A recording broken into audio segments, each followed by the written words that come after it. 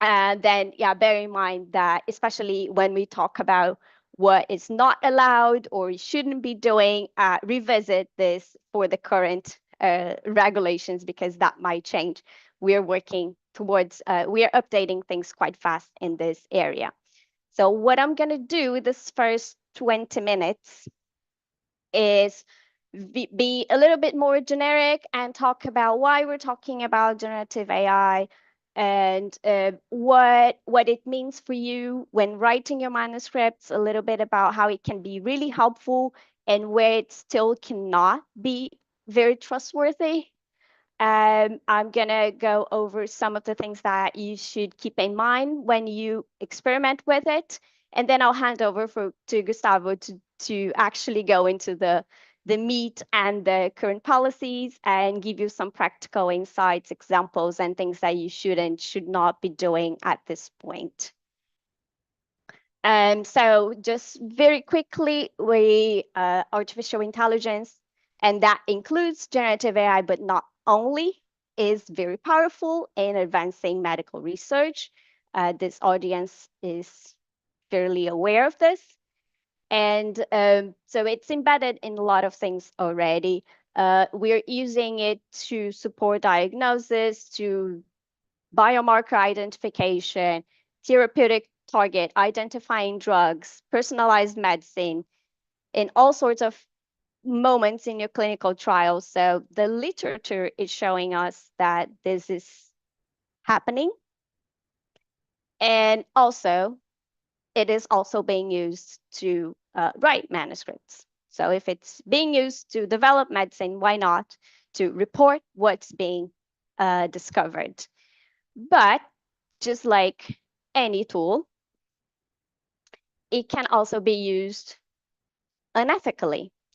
And what I mean by that is things that you probably also already saw in various types of media is using generative AI to produce fake papers, produce fake results, or fabricate entire data, fabricate just one tiny Western blot, and all sorts of misuse of the tool. Uh, this is just another very clever example that I don't know if everyone saw, but this is a paper that had inputted a prompt in white letters that suggests that the paper should be considered really good and given a good score. This is in white, so it's not going to be caught by any human eye when you read this, but if you feed this into a machine, the machine will take this within your prompting in evaluating a paper, for example. So you can be clever to use it for good, but you can also be clever to use it unethically. The one thing that I really want to mention is that many problematic use does not come from intended misconduct, but unintended misconduct. And obviously, that's the focus of our talk today. So, what I want to stress out in our conversation today is why it's important for you to understand what's going on and understand what uh, generative AI is doing with your data and generating from your prompts so that you can use it without misunderstandings and without unintentionally doing something wrong. So my slides are not moving for whatever reason.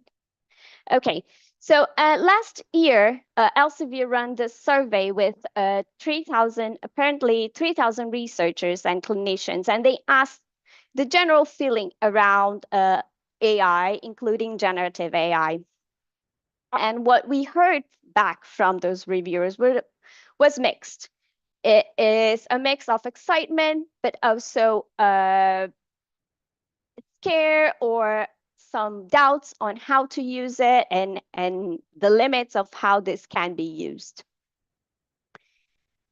And in this research, what we learned is that most researchers are recognize that the potential of AI tools, if they are not already using it, they expect to use soon in the next years. Most, like 30% of them responded that they are already using it in their work. Consider 95% of them think it will help accelerate discovery, but also 94% of them think it can be used for misinformation. So what we can take out of that is that it is already a reality, but the main questions that come out from this survey are also, how much am I allowed to do with that? When do I have to disclose it? Should I list it as an author? But the general feeling is that most people are confident in using it for small tasks, but when it comes to actually writing, that's when most of the questions arise and the uncertainty arise. So what I really want to talk about is what it means to use it and how can we make the best of it. So taking a step back, it's important to understand that we sometimes use generative AI and AI as the same thing, but they are not the same thing. What we are talking about here is generative AI, which is inside the umbrella of multiple artificial intelligence, other models. So this subset generates new content. And what does that mean? It means that you input something and you take out a new output. And this new output can be image, audio, video, or code. And what it's doing is that it's generating it based on learning patterns from the data it's trained on. So this information is important for two reasons. One, because you start to think that it can be only as good as the data that you put in. It needs to have something to be trained on. And also, it is not thinking, but it is a language. It's generating something based on patterns. So what does that mean? Is that it responds to what you put in, right? So what it's good at this point, based on what we know, it is really good as an assistant, and it can support you in multiple tasks, but it's really bad at judging scientific truth. In practical points, what it means is that it's really good in structuring and organizing. So turning bullet points, turning ideas into a more clear outline, helping you connect ideas into actual text, improving and polishing your language, readability, but not only just a grammar check, but it can help you bridge gaps into your narrative. That it's really good at doing that. Summarizing and rephrasing, and especially if it's your own writing and you're just using it to rephrase and make it even better.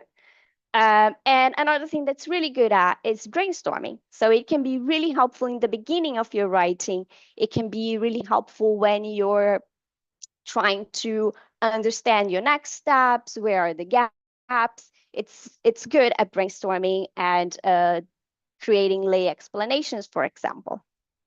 Where it's not as good at this point is in facts. So, and the problem is that it can sound very plausible while saying something completely wrong. And this is very, very bad. I have references here. You will, if you're a little bit more familiar with that, you will know that certain newer models are getting much, much better with references. And the problem with references is in the beginning, and still we have a lot of problems with fake reference, so generated references that don't exist. And those are easily identifiable because you can just verify them. You can actually use another model to verify if that reference exists. But what it also does, and it's not so straightforward to identify, is it uses valid and actual references that don't actually support that statement. And that can only be verified by you. by humans. It's also not really good with novelty and especially interpretation, nuance, anything related to accountability, because the model, the tool is not understanding your study. Remember, it is just using a learning machine model to predict. So it's not really understanding. You are the expert in the topic, and you are the one that can verify anything that it is being created based on your prompt.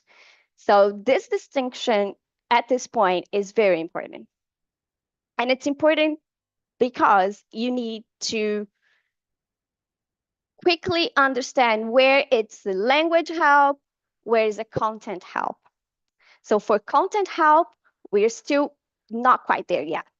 It can help you a lot with language, polishing, and generating or translating, but everything needs to be supervised and confirmed. And what I wanted to stress out at this point related to language and content help is that one takeaway that I would think that's important when we think about the output of what's coming out when you feed the model is that you can look at and think, how am I using this model? Is this model assisting me, or is this model thinking for me? If the answer is the second one, then you're misusing it, because it cannot think for you. You are the expert, and you are the person that knows that subject and knows the topic and can validate anything that's coming out.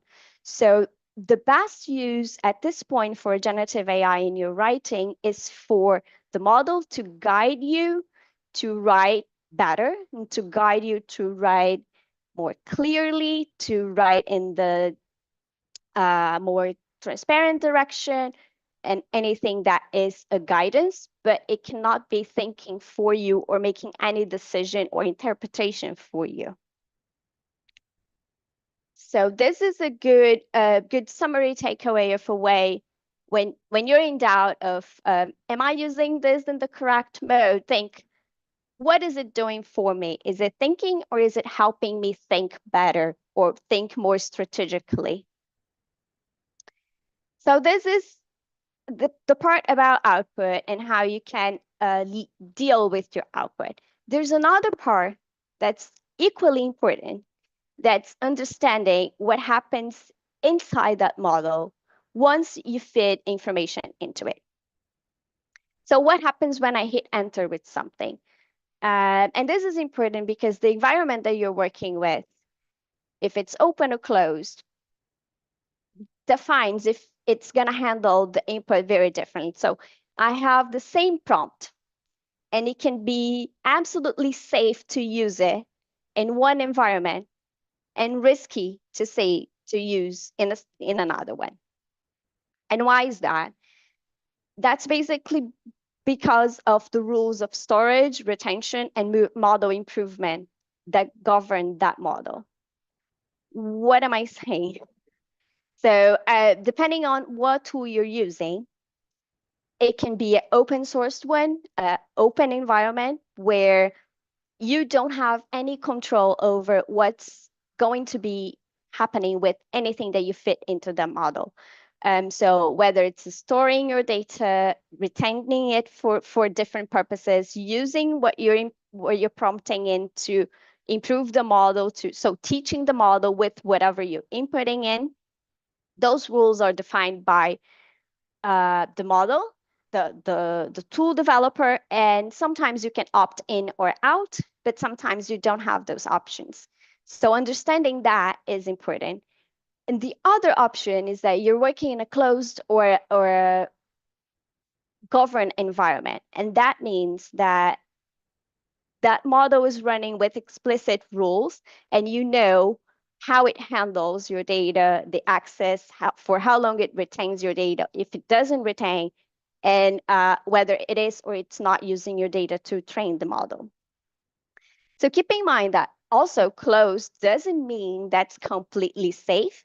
It just means that there are more rules in place, but you still have to first understand how it operates and use that information to decide what you can put in and what you cannot put in. And in this specific case, so for this public, this is important because you're probably handling unpublished work. You're probably handling your own draft, but also other people's text that were confidentially shared with you, comments from colleagues, a confidential material, um, things with proprietary information, patient details, identifiers, sensitive institutional information. All of that might not be something that you are allowed to put in an open environment. And if you don't know that, then you risk going into what I mentioned in the beginning, that's an unintentional misuse. So the first thing is that you need to look beyond the output. We all know that we have to check the output and we cannot trust everything that comes out. But before that, you have to understand where you're putting in, your fit in, understand the rules behind it, and then make a decision of what you can share with this machine, with this tool, and what you can expect it's going to do with your data once you put it in. So there is a quick four-step decision-making walk-in that you can do. So the first thing is think, where's this tool running? How does it handle my data? What is it that I'm sharing with it? Can I just share parts of it? Should I not share anything at all? So based on all of this, you make a decision of how much you can or cannot put in and why. And if you're in doubt, you can check all the copyrights and all the sensitivity of the material that you're planning to use into that.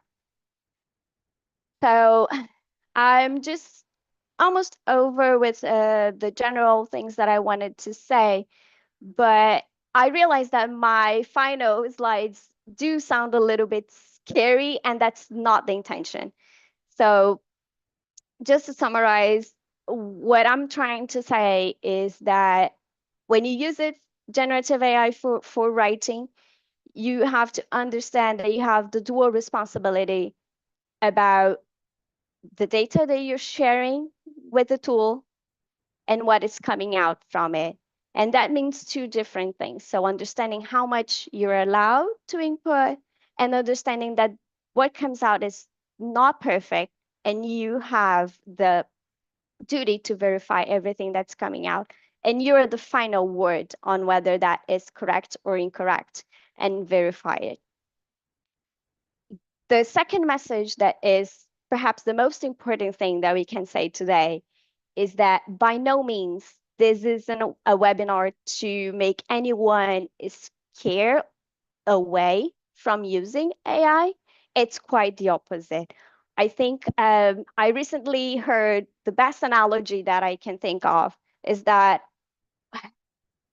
this is going to be our everyday, like writing something using generative AI, it's going to be like using a calculator at some point. So the best thing you can do is be as knowledgeable as possible about it so that you can use it in not only in the correct way, but in the best way for you, that it actually helps you in the ways that it can, and you know the limits of where it cannot do, and be open to the fact that this is evolving. So if we catch it early, we are like learning it from the beginning and adapting as the things evolve. So the most important thing is actually something that you, as a researcher, you're already really good at, that is learning something new and being open to understand the knowledge is the power. So you will have the knowledge of the science behind it, and then the tool can help you communicate that science better. But the science is still, it's only with you at this point. So this is what I wanted to make sure that it's embedded in your heads before Gustavo can go in and talk to you about the practical part of it and what we are currently advising and not advising people could do with those tools. It's over to you, Gustavo. Thanks, it's a fantastic presentation. And hello, everyone. I'm Gustavo.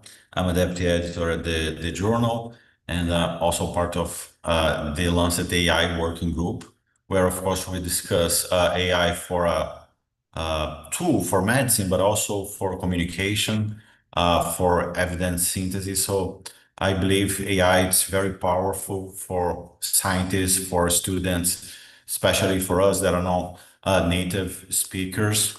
When I was in academia, all my papers came back from the journals with, well, you should improve your grammar. So now is an opportunity for us to really, close this gap about the language, the grammar. But as Stacey said, I mean, we need to know how to use the tool, because as an editor, we see every day wrong using, papers being rejected, retracted. So, I mean, it's very powerful, but also can lead to issues. So we need to be mindful on that. So next slide, please, Teresa.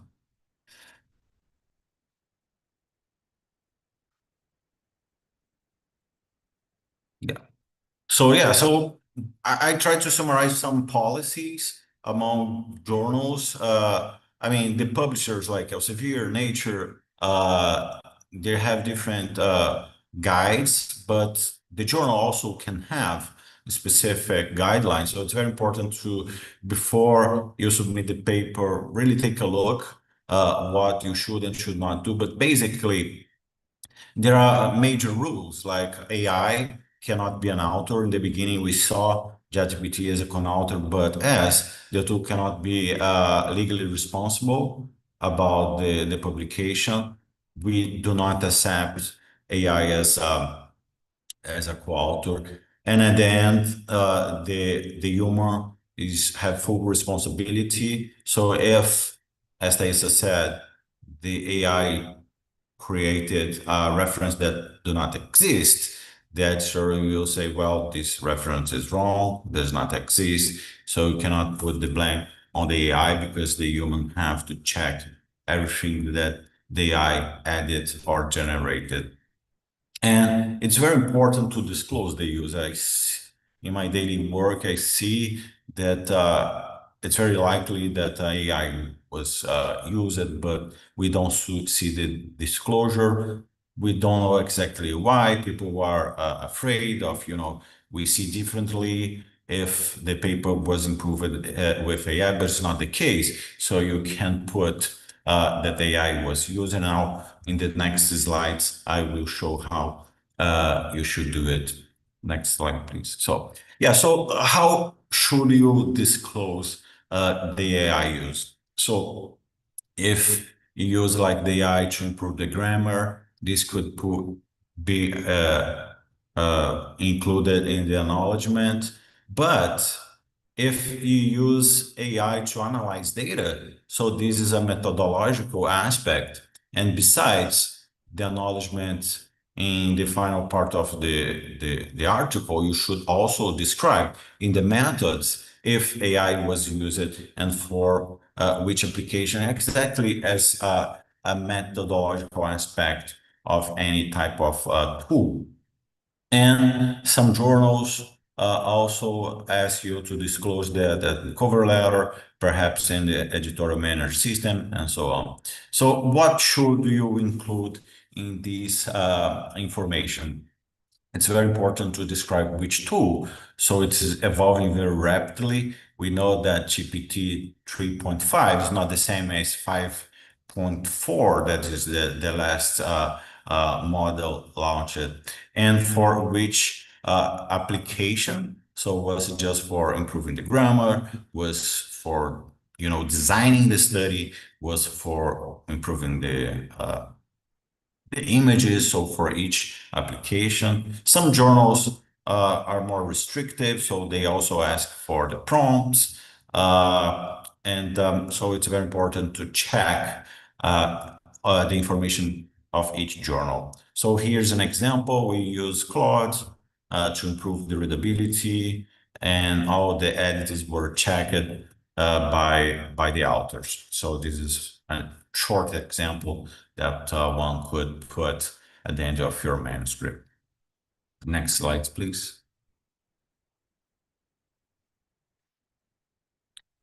Well, as Thaisa said, we don't say that calculator use it anymore. So as many tools for, for references are not mentioned anymore, some very specific tools just to improve the grammar are not being requested anymore to be disclosed.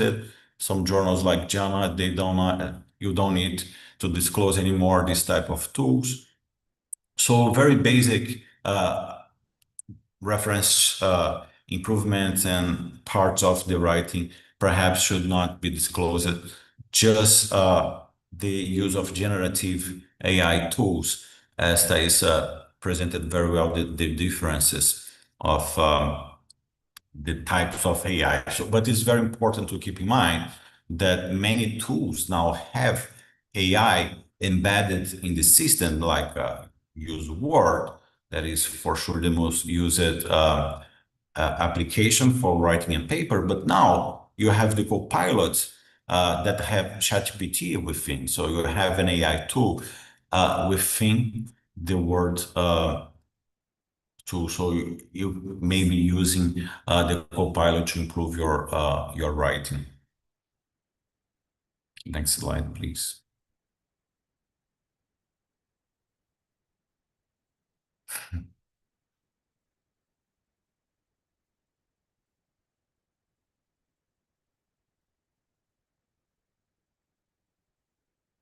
Okay, we may have some issues with the slide. Definitely, I cannot. Yeah, one back. Yeah, so, and what you should not do.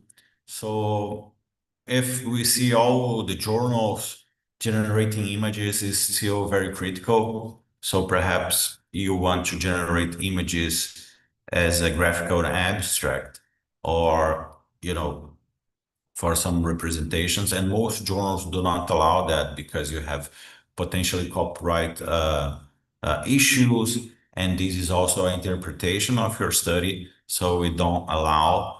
But definitely, it's very critical to use AI to generate images of results representation. So we saw already many papers being retracted because authors wrongly used AI to generate like a Western blot images. And it's getting very hard to catch this type of wrong using. The only exception of using AI to generate images is if this is part of your research. So we saw some interesting papers were published at the Lancet Group about bias related to this model. So the intention of the project was to generate images to understand potential issues, limitations, and bias in large language models. So in that case, is a methodological aspect of the research. So in this case, you may use AI generated images. Otherwise, it's pretty much a no generating images, even though we saw now some tools to create graphical abstracts. I have to say that most publishers are investing heavily in in-house tools for these applications, and perhaps in a near future, we will have advances on that because it's very useful to have graphical abstracts. Next slides. So I listed six cases that we see these in our daily work as editors to represent some potential applications, how you should do, how you should not, and for sure we will have time after to discuss that. So please, next slide.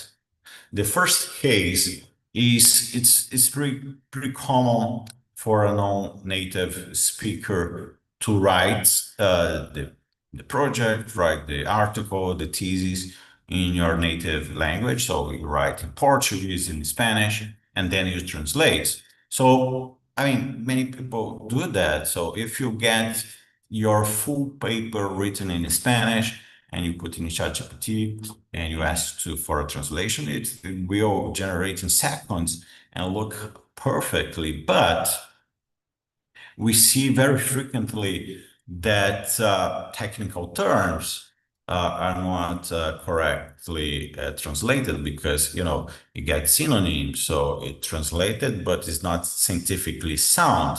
And this can get very bad.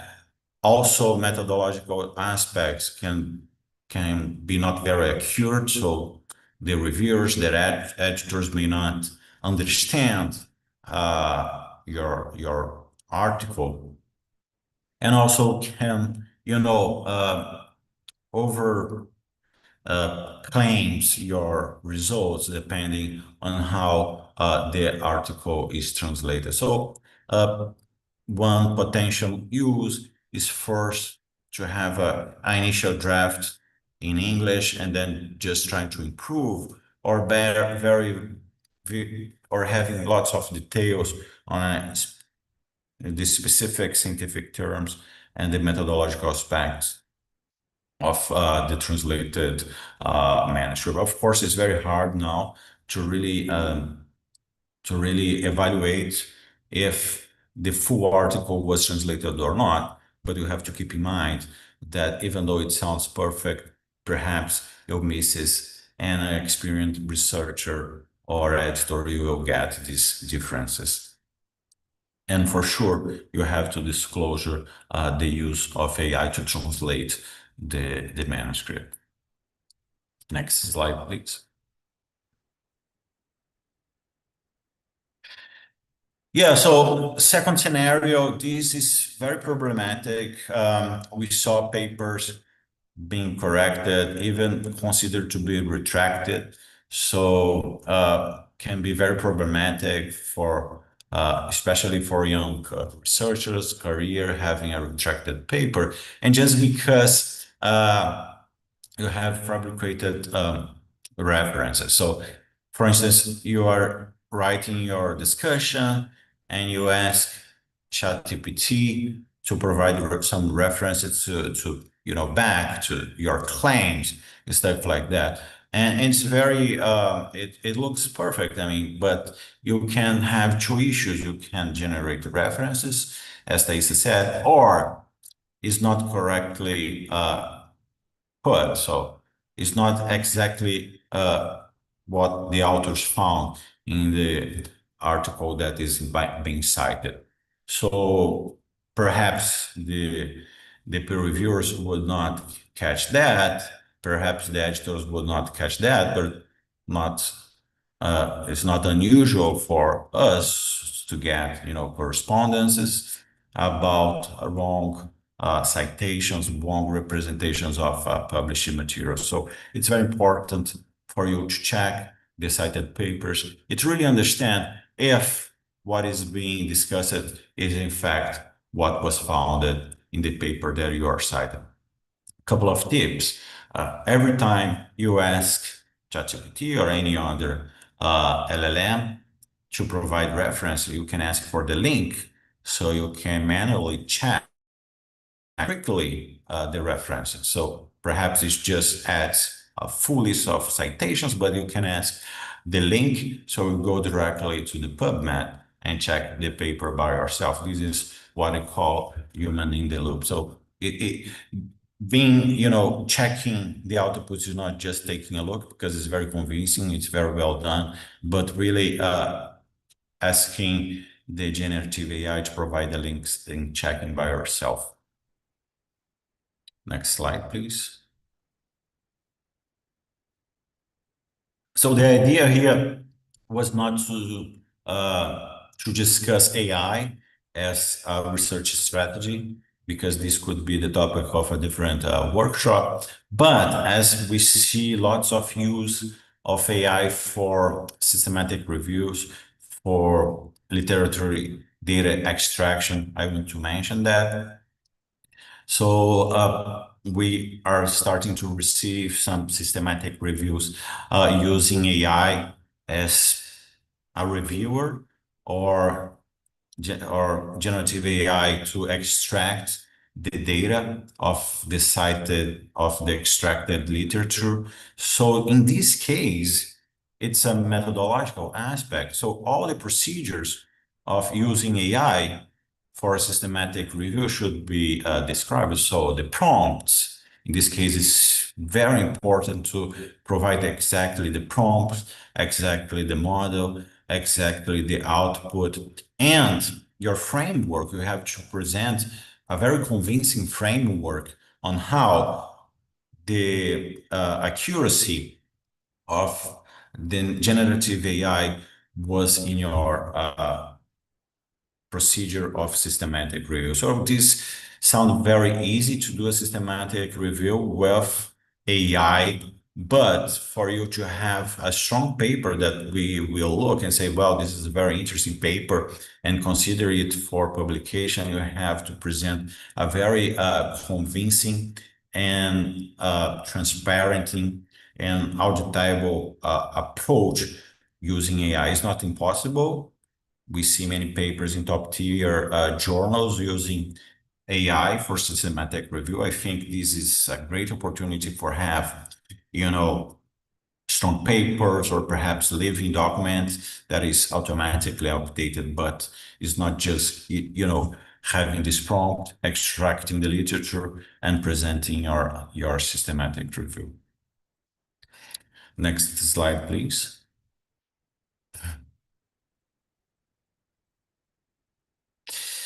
So in this case, I guess it's red lettering. We see so many correspondence now that looks, 100% written by AI. And and it's a pity because a small piece of correspondence should be what we would like to see is exactly the opinion of an expert that have expertise in the topic, lived experience, local perspective, and this the AI cannot provide because it's a global model trained with a very specific data in a specific population and location. And we have this paper about a community, about a disease. So we want exactly the local perspective or the expert opinion. And we see this, well written, but very generic correspondence, not really adding new angles. So of course can be interesting to have, correspondence being accepted for publications in relevant journals, and for sure you can use AI to write good looking correspondence or a comment for a paper. But at the end, we as editors we see that what this is really adding is different, writing a correspondence or a comment and then using AI to improve your grammar than having the AI to generate the full comment. And yeah, sometimes we even see the same authors writing correspondence about all the topics that they are not experts. So point it's very the tools that used to be accurate to detect plagiarism now to detect AI use. We don't trust these tools, but we evaluate very carefully the impact of the pieces, even though it's written by AI or not. Next slide, please. Well, correct use. You have your first draft, and then you want AI to improve the grammar, the readability, fix some errors, or perhaps shortening the article. So I would say for the first two applications, improving the grammar and readability, this is a very safe, but you have to, check the output. Some tools like some plugins, you can see exactly the modifications, But if you want to use the AI to shorten the paper to fit the word count, this type of stuff, then you have to be more careful. I have to say that as an editor, how good is the paper reaching the first submission format is not the most important aspect of our evaluation, but for sure, if you present a well-written, easy to understand, and with a good abstract, for sure this facilitates our assessment and also the assessment of the reviewer. So this can speed the process and make easier the life of the peer reviewer. So for sure, now, of course, we have to keep in mind the points of that Thaisa said about uploading a manuscript in an open source tool, but you can improve your paper with AI. Next slide. I think I'm taking too long, right? So this is the last case. So AI, we see, I won't say which model is the best one, but we see some models that are working very well for coding, and this also applies for statistic analysis. But in this case, you can do that, but it's part of the method. So the codes should be shared. You have to specify for sure all the models and procedures used to analyze your data. Next slide.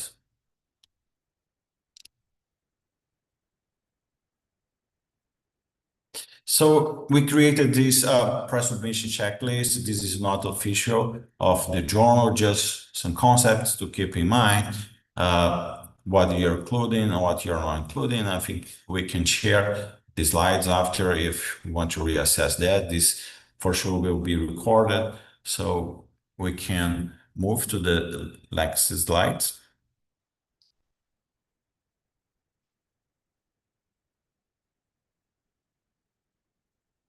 Yeah, just some takeaways of our presentation. AI is not an author, but can for sure improve your paper, make the life easier, improve your systematic review, literature research, coding, and so on. But this should be to improve your expertise and not to replace the judgment of the expert. I hope you enjoy and now I think we have some time for questions. Hi. Yes. Thank you so much, Gustavo and Taisa. I think that this clarify a lot of the questions that the authors may have. Um, this kind of technology is really like new. It has been like a like a big wave hitting us, and we have been pushing towards their use, but without clear guidelines of how to use it and what's like the right way to use it and what is there was a lot of fear how to use it. So I would like to make a couple of questions. We have a couple in the chat too, so if for the people who is joining us, uh please feel free to put your questions in the Q&A, and we will do our best to respond in the best way possible. So in this line of the new uses of AI, what do you think that is more what do you think that is the biggest barrier for us as authors to use these tools for writing? It's the fear of not knowing how to use it. In your experience as an editor, or do you think that the people use it but they are not afraid to use it and they use it wrong? What do you think that is the most common thing that happened with these tools in your experience so far? Thais and Gustavo. Do you Yeah, want to the go? first lesson. No, you can Yeah, go. well, I think the one thing for sure, I think people, if they use or not, it's hard for us to understand how much is being used because I think the fear of disclosing is the biggest thing. I think in the beginning, and because as you said, it was like this big wave and everything changing so fast, and the first I think I'm not gonna say publishers don't have their part in this, because first there was this fear of everyone using it to generate data. So there was this feeling that it was completely out. It was a red line you should not use for anything. And then people didn't stop experimenting with it, but just don't disclose. And there's this misconception of journals that desk reject papers if you say you used AI, and then people just don't say anything because they don't want their papers desk rejected. So I think from the publishing side, I think we have a good amount of work to do to educate people on, like, if you're using it ethically, please disclose it, because this is encouraged. But I think changing this mindset for people that it's okay to use if you're using it right is the biggest barrier. I don't know if Gustavo sees something different.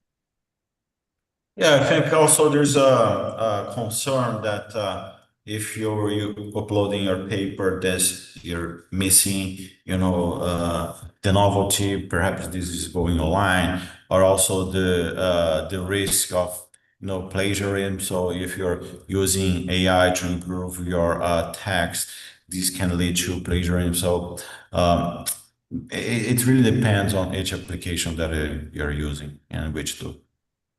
Yeah. Well, thank you. Thank you. Thank you so much. Another of the questions that we have in the Q&A says, like, these rules that you guys presented for using AI are already included in the author's guide section of the Lancet.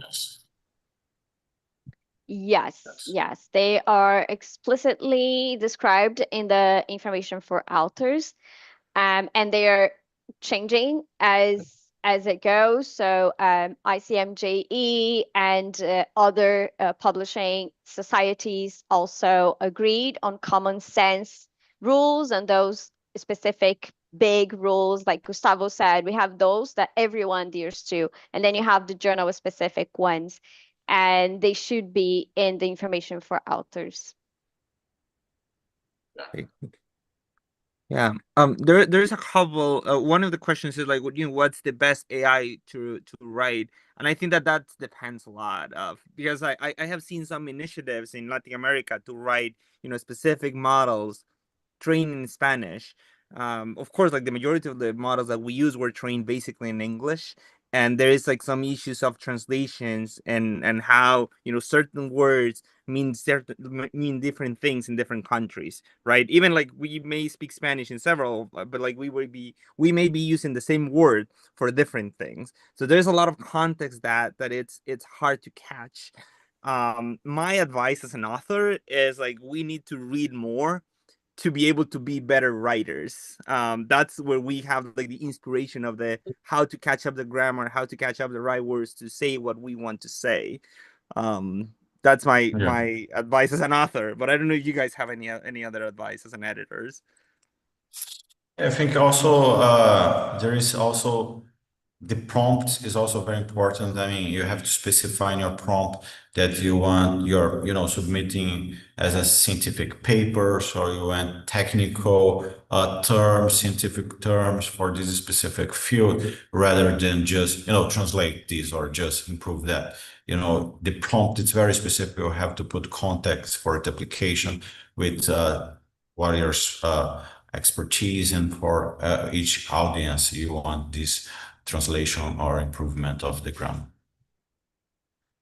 Yeah, I I think that's sorry, what you no, said go is ahead. perfect, Kevin, because that's literally what it is. As I said, it's a model, it's not thinking. It is as good as you can train it. So the best that you can train it with the type of document that you want it to come out. So it's basically you feed it what you want to see out. So the best that you train that, the best information that you give to it, that's what you're going to collect on the other side. So I think this idea of training the model in Spanish is fantastic. I haven't heard of it. Yeah, I saw that there was like an initiative of training some LLMs in Latin America, and I was interested to see it. It was like, I think it's something across governments. I don't know. I will read more, and we can chat about later. Um, there was another question about, in the case of generative images, what will be the recommendations that we should be considering to include these images in our scientific papers? It is possible to include them, or is better to avoid them? I'm guessing that it's more if you've tried to explain something as a I don't know if I'm interpreting that question correctly. But my guess Yeah, is so from the PDF is yeah, I'm sorry. no, just yeah, now you can generate graphs with AI. So you have the connectors with like Python, R, and you generate the graphs. So, you have to describe in the method that this is was done. But if it's like a schematic representation, like a graphical abstract, then you have to check really if the journal accepts these or not. And for sure, you have to disclose in the methods what you've done. You have to keep track about the prompts, the model, and so on, because perhaps the editor or the reviewer would like to see that. But yeah, my advice is that check the guides before, because most of journals would not accept that. Yeah, totally.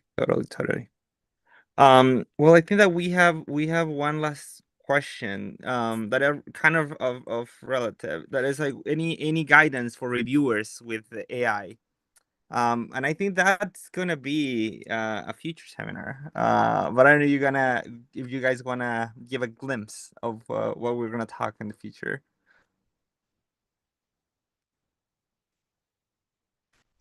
Yeah, that's exactly what we're going to talk in a couple of months' time, in more specific points.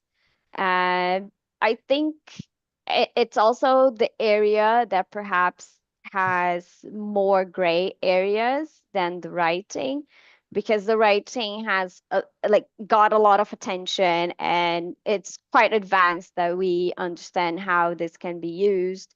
And in a way, it's a little bit easier to control from both sides. So I think for reviewers, I think it's the area that's evolving now, and we're starting to discuss more and more how generative AI can be helpful on that part of the peer review process. Thank you. There is another one that I think that it's important that I missed. I'm sorry that it says I gathered from Dr. Villa's last slides that imputing my data into Gen AI tools run a risk that it becomes available to others through the same tool before I have published the final product. Is that correct? No, that's perhaps it's my lack of explanation and clarity. The problem with feeding the model is not that your actual data is going to be available for others, but it's two sides. It's on the copyright side, is who that belongs to. So, and it's about training the model. So, as I said, the model is not thinking, the model is using whatever you're feeding to guess. Like it's basically learning from it. So, what you're inputting in is teaching the model something. And your data, it's not validated yet, right? It hasn't been through peer review. It might have mistakes in it. So it's more about you training a model with something that needs validation. And it's not that other people will ask the model about it and it's going to receive that as an answer. I don't know if I made it more clear now. Yeah. In the same case of preprints, some models are using preprints to train their models. Yeah. And that's when the hallucinations came in. Yeah, there's a Well, big discussion on that about trying to make it mandatory for whoever's developing the models to make it specifically when the information is related to a peer-reviewed reference or a non-peer-reviewed reference. So yeah, there's an open call for inputting opinions on that for STMJ. Yeah. Well, thank you so much, Tyson. Thank you so much, Gustavo, for your time. I think that we'll learn a lot through you. So for our audience, thank you so much for joining us. It was a pleasure for me to be here with you today. And we're gonna have our next seminar, I think April 16th. That's where I have in the calendar. We're gonna confirm the date. Please stay tuned. The next seminar will be about use of peer review, use of AI tools during peer review, how we can use them to improve our comments. So thank you so much for your time and stay tuned. Bye bye. Bye. Thank you. Thank you.